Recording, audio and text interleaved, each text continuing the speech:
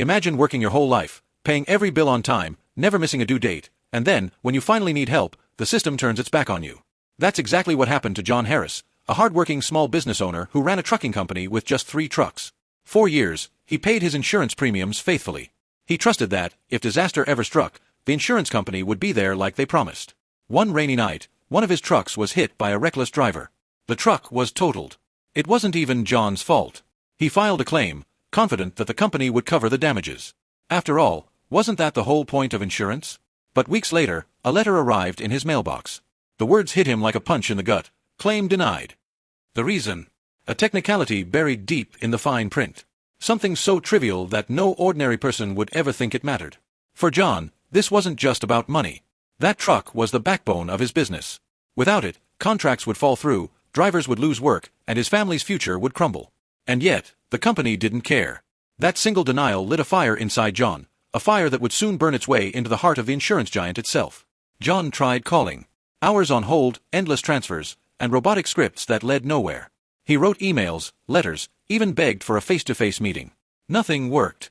Finally, fed up, John made a bold decision. He was going to their headquarters.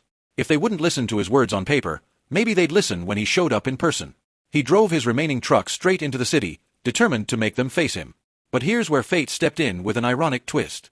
When John pulled into the company's massive glass and steel headquarters, he accidentally parked in a restricted executive lot, a section meant only for corporate leaders and delivery vehicles. He didn't notice the signs. He was too focused on his mission. Minutes later, security guards rushed toward him. "Sir, you can't park here," one barked. But instead of backing down, John stood his ground. "I'm not leaving until someone hears me out," he said firmly. That single mistake, parking in the wrong place, turned his protest into a spectacle.